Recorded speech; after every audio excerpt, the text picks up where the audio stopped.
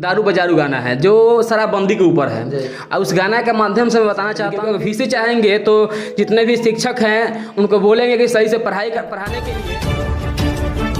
देख रहे हैं टसन न्यूज और मैं हूं अनिमेश सिंह। जैसे कि आज पहुंच चुके हैं सारण जिला के छपरा मेन टाउन में, और छपरा मेन टाउन का एक ऐसा छात्र जो अपने गाने से और साथ के साथ अगर बात करें तो 12th का एक एग्जाम था, और एग्जाम में केमिस्ट्री के प्रैक्टिकल के कॉपी में दारू व बजारू चढ़ जाला हो तो केहुओं के मनवा बिगड़ जाला हो, ये जो गाना खेसारी लाल यादव का है उसको सीधा सीधा लिख दिया। और अभी वो पूरा नेशनल मीडिया हो, प्रिंट मीडिया हो, या हर तरीका से हर जगह वही चर्चा चल रहा है। और उस छात्र से हम सीधा बात करेंगे, सीधा वार्तालाप करेंगे कि क्या संदेश दिया और अपने छात्र के में क्या ये अच्छा संदेश जा रहा है कि गलत संदेश जा रहा है। सबसे पहले तो आपका टसन में बहुत बहुत स्वागत है। और आप जो अपने केमिस्ट्री के प्रैक्टिकल के कॉपी में जो गाना लिखकर एक संदेश दिए हैं, क्या एक साइड इफेक्ट क्या गया है, गलत गया है या सही गया है?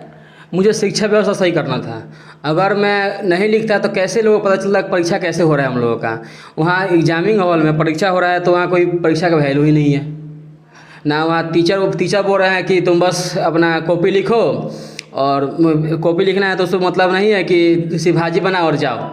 जैसे कि अभी तक और आज तक बहुत सारे ऐसे पेपर आते थे, लेकिन पेपर में कोई 2 लाइन का गाना लिखा रहता था। लेकिन आपका अगर देखा जाए तो केमिस्ट्री के जो प्रैक्टिकल का कॉपी था, तो आपके माइंड में कैसे आया कि ये गाना लिख दें, और गाना कितना याद था आपको?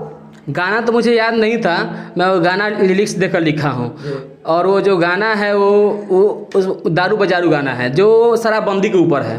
और उस गाना के माध्यम से मैं बताना चाहता हूँ कि जो जितने भी लोग शराब पीते हैं वो जैसी शराब पीने के बाद वो मतलब गाली गलौज करते हैं और झगड़ा करते हैं लोगों से, अपने फैमिली से फिर झगड़ा करते हैं, तो वो सब दिखाया गया है उस गाने में। जैसे है दारू बजारू हो चढ़ जाला हो, तो मतलब दारू जब हम पीते हैं तो नशा हो जाता है और अपने को हम काबू में नहीं रख पाते हैं, और वो गलत तरीका से हम लोग अपना वो करते हैं। जैसे कि आप सारण जिला से हैं, सारण जिला के कौन से प्रखंड और कौन से पंचायत से आप बिलोंग करते हैं, और अपना पढ़ाई का अगर बात किया जाए तो कहाँ से आप स्टडी किए हैं, या टाउन से स्टडी किए हैं या अपने गाँव से स्टडी किए हैं?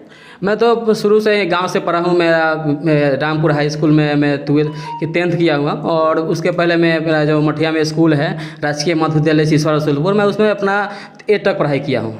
और उसके बाद मैं 12th के लिए छपरा गया। मैं 11th में पढ़ाई गांव से किया हूँ, 12th के लिए छपरा गया। उसके बाद से मैं यहाँ कोचिंग में पढ़ता हूँ, और छपरा में ये जो RDS स्कूल है वहीं पर रह कर मैं पढ़ाई करता हूँ। जैसे कि आपके जो पिताजी होंगे या आपके जो घर वाले होंगे वो चाहते होंगे कि हम अपने बच्चे को छपरा भेजे हैं, छपरा पढ़ने के लिए भेजे हैं, तो हम IAS बनाएंगे, हम अलग अलग अफसर बनाएंगे। लेकिन आप अपने प्रैक्टिकल के कॉपी में, वो भी 12th के प्रैक्टिकल के कॉपी में आप एक गाना लिखकर क्या अपना भविष्य बर्बाद की तरफ अग्रसर तो नहीं है?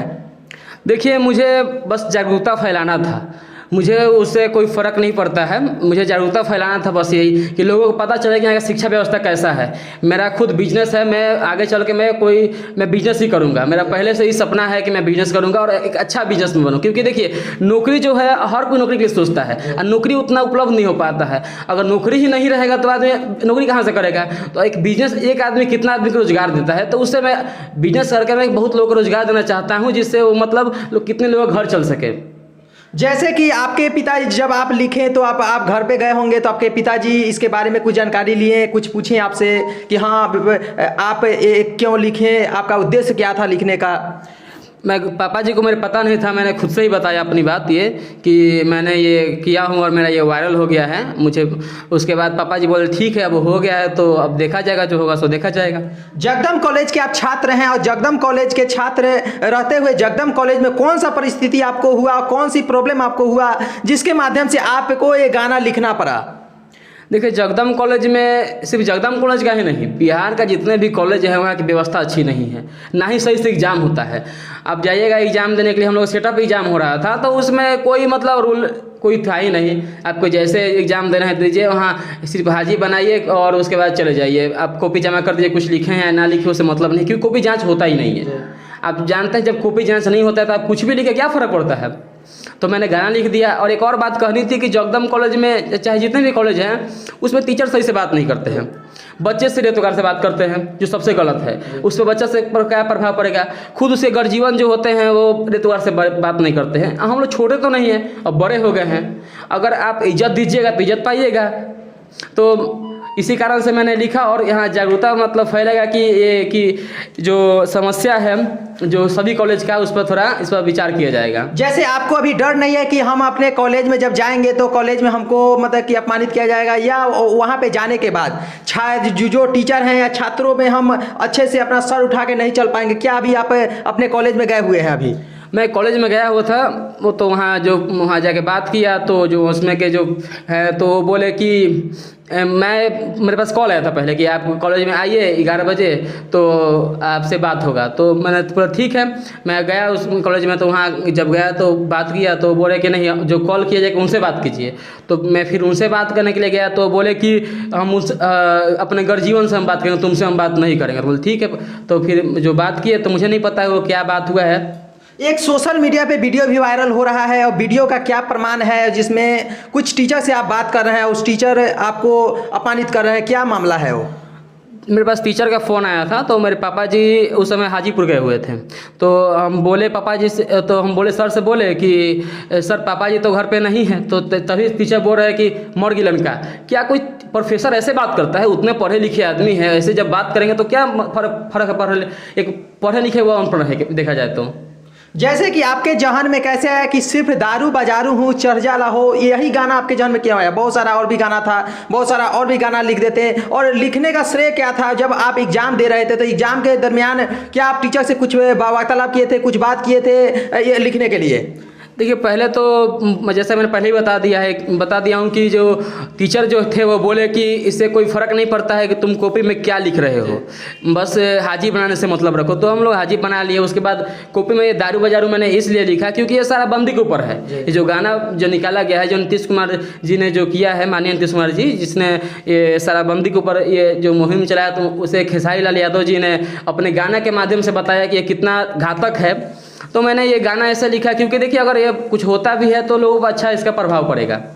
आपके तरफ छात्र का कितना आकर्षण है? आपके तरफ आपके सपोर्ट में कितने जगदम कॉलेज के छात्र हैं, कितने जगदम कॉलेज के शिक्षक हैं, या कितने लोग आपके सपोर्ट में आ रहे हैं? देखिए अभी छात्रों से तो मुझे उतना बात नहीं हो पाया है, लेकिन छात्र वो सपोर्ट नहीं कर पाए हैं क्योंकि उनको भी अपना करियर का डर है। क्योंकि जगदम कॉलेज अगर वो सपोर्ट करेंगे तो कहीं उनको प्रैक्टिकल में नंबर कम मिल जाएगा, तो फिर उनका नंबर कम आएगा तो आगे चल के उनको परेशानी होगी। और टीचर का तो अभी बात नहीं हुई। टीचर तो खुद वो बदतमीजी से बात की, जैसे मैं पहले ही बता दिया हूँ आपको।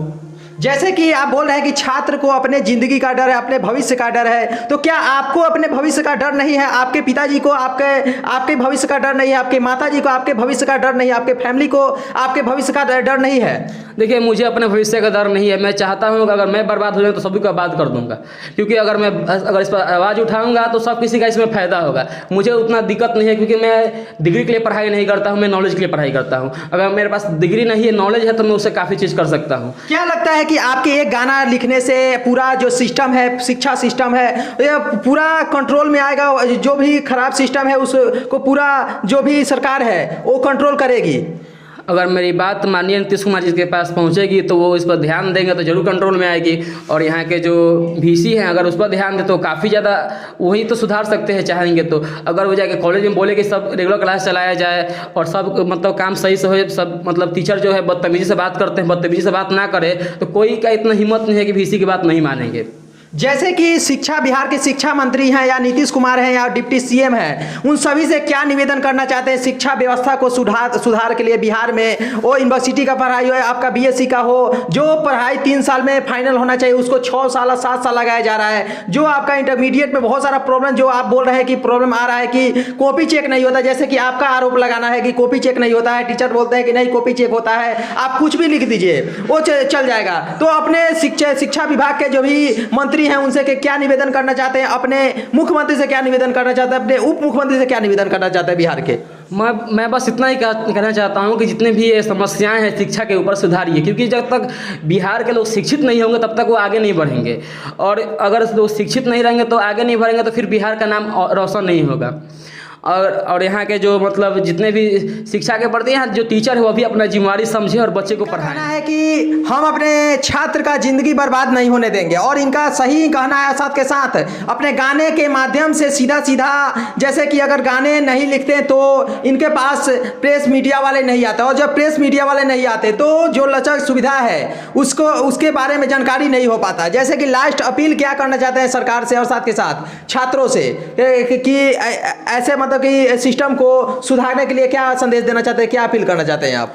देखिए, अगर सरकार चाहेगी तो इसे सुधार सकती है, और यहाँ के जो वीसी हैं अगर वो चाहेंगे तो सारी शिक्षा व्यवस्था को सही कर सकते हैं। क्योंकि अगर वीसी चाहेंगे तो जितने भी शिक्षक हैं उनको बोलेंगे कि सही से पढ़ाने के लिए, तो वो जरूर पढ़ाएंगे, और सही से बात करने के लिए। जैसे कि इनका भी कहना है कि अगर वीसी चाहें और साथ के साथ शिक्षा विभाग के जो पदाधिकारी हैं, जो शिक्षक हैं, अगर उनका योगदान हो तो शिक्षा व्यवस्था पूरी तरह से सुधर सकता है। और इनका अच्छा भी कहना है, क्योंकि शिक्षा व्यवस्था अगर सुधर जाए तो पूरा जो भी विकास है जो रुका हुआ है वो विकास आगे बढ़ेगा, और जब विकास आगे बढ़ेगा तो पूरा तरह से बिहार भी आगे बढ़ेगा।